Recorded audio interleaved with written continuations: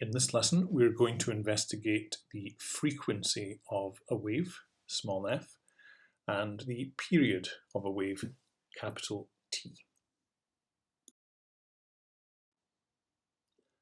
So we begin by reminding ourselves of how a wave looks. So let's imagine we are at a swimming pool and there's a wave machine there, and it's producing waves as shown.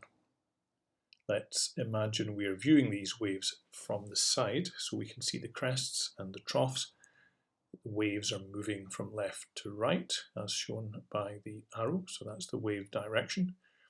The water particles are oscillating vertically up and down at right angles to the wave direction, because this is a transverse wave. Let's imagine you are present as an observer, and you're interested in working out the frequency of the waves. So you ask yourself, I wonder how many waves the machine makes each second. You then realise that that's the same thing as the number which pass a point per second. So you choose a convenient point right opposite where you're standing, and you say to yourself, right, let's get the frequency measured. Then you realise that the frequency is just the number of waves which pass a point per second. So you've essentially arrived at a definition of frequency. Let's define it formally. Okay, frequency. We define the frequency f of a wave as the number of whole waves produced per second. An alternative would be the number of whole waves that pass a point per second. In symbols, we have, therefore, an equation, f equals n over t, where capital N is the number of waves, no unit, it's simply a number. Small t is the time taken to produce the waves in seconds. Make sure that's always a small t, because capital T means something else, as we'll see shortly. And small f is the frequency. You could measure frequency in waves per second, and that used to be done. However, nowadays we always use the modern unit, which is the hertz, named after a German physicist, and 1 hertz is 1 whole wave per second. So capital H for hertz. Right, let's do a worked example. Let's imagine that a wave machine produces waves as shown in 2 seconds. So there we are. First question, how many whole waves has it made? Pause the video and answer questions before proceeding. Well, 1 whole wave is 1 crest plus 1 trough. And if you look carefully at that diagram, you should be able to see 3 whole waves. We're ignoring that small extra bit right on the right-hand side. That's not a whole wave. 3 whole waves are present. What is the frequency of these waves? So this is our chance to use the new equation. Well, we list our variables as always. The frequency f is the unknown. The number of waves is 3. Time taken to produce them is 2 seconds. The equation is f equals n over t, 3 over 2. Frequency f is 1.5 hertz.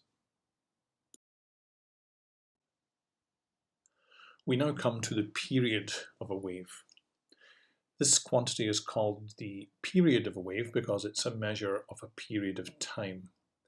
It's a particularly important period of time, an important property of waves, so it's given the symbol capital T, T for time, and capital T because it's an important time. So the period T of a wave is what we're now going to investigate. The best way of understanding the period of a wave is to do an example. So I'd like you to imagine that the wave machine we were considering in the previous question is making the same 3 waves again in 1 second, as shown in the diagram. So as you know, the frequency of these waves is 3 hertz. In the following question, as always, pause before revealing the solution and answer yourselves before seeing these solutions. So question A, how many waves are made each second? Well, obviously, if the frequency is 3 Hz, there are 3 waves made each second. That's what 3 Hz means. If you look at the diagram, you can see there's the first wave, the second, and the third. 3 whole waves in 1 second. Just emphasizing that the time to make all of these waves is 1 second. That becomes important shortly. A new question. So how long does it take then to make 1 whole wave? Pause the video and work that out right now.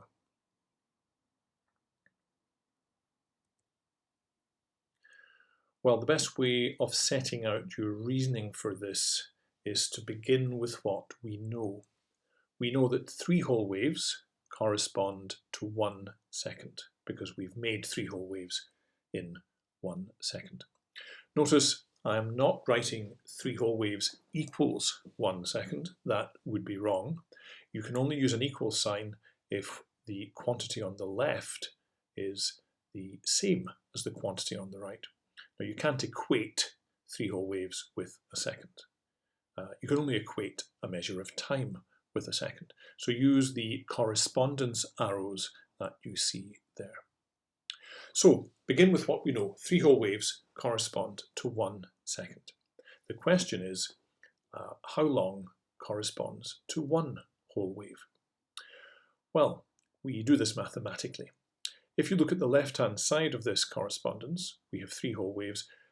Mathematically, we want to operate on the 3 to make it 1 whole wave. What do we do to 3 whole waves to get 1 whole wave? Well, we divide by 3. So we're going to divide the left-hand side by 3 to get 1 whole wave. We also then need to do exactly the same to the right-hand side. So we need to divide the right-hand side by 3 as well. So when we do that then, 3 whole waves divided by 3 gives me my 1 whole wave. That's what I'm looking for. And on the right-hand side, I divide by 3 as well to give me 1 divided by 3. That's 1/3 of a second. Okay, so 1 whole wave corresponds to 1/3 of a second.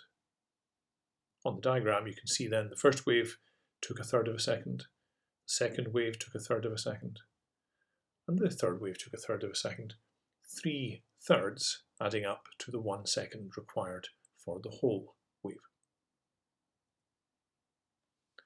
I'd now like you to complete the table which I'm going to produce on the right. There it is.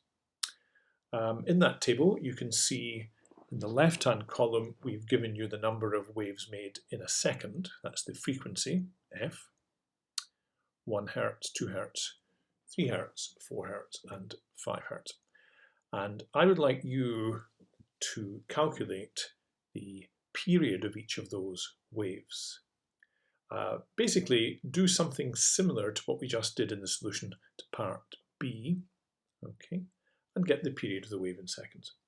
Now, one important point here is I would like you to express the period as a fraction, just like we expressed the period of the wave in part B as 1/3 of a second. So express it as a fraction. Now that goes against our normal rule. We normally, in solving problems, always quote final answers in decimal form.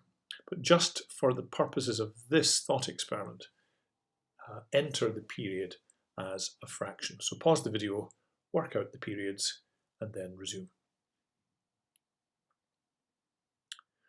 Well, I hope it's obvious that if we make 1 whole wave in a second, that's a frequency of 1 Hz, then obviously there's 1 whole wave made in a second, so it takes 1 second to make that wave. So the period there is 1. If we make 2 waves in a second, that's a frequency of 2 Hz, it follows each wave itself must take half a second. 2 half seconds gives you 1 whole second. If we make 3 whole waves in a second, that's 3 Hz, well, that's exactly the problem we've just done. We get a period of 1/3 of a second. If we have 4 Hz in our wave, 4 waves a second, each wave lasts 1/4 of a second. And if we make 5 waves in a second, the period of each wave is 1/5 of a second. Can you spot the pattern between the frequency f and the period t? Pause the video and try to work out a formula connecting f and t.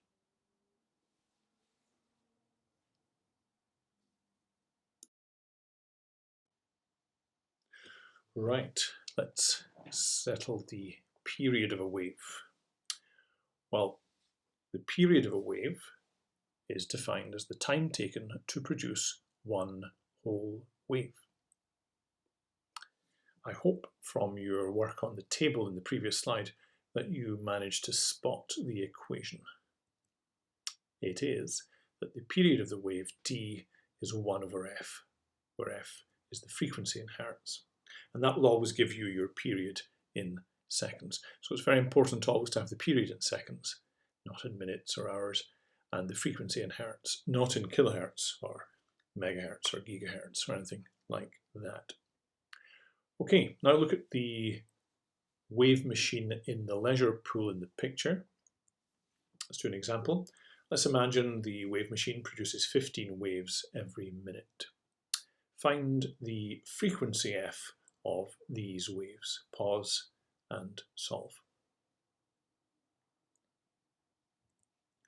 So we list our variables. F is the unknown, number of waves is 15, time is 1 minute. Now immediately we need to convert that minute into 60 seconds because we always need our time in seconds. State the equation, f is n over t, 15 over 60, frequency is 0.25 Hertz. Although we used fractions in the table in the last slide, in calculations we always report our final answers in decimals. So don't ever write 1/4 of a hertz, write 0.25 hertz. So this wave machine produces 0.25 or 1/4 of a wave every second. Now calculate the period of these waves using the new formula for the period. T is 1/f. Pause and solve again. Well, we list our variables. The period t is the unknown. The frequency is 0.25 hertz. T is 1/f. 1/0.25. The period is 4 seconds. So each single wave takes the wave machine 4 seconds to produce.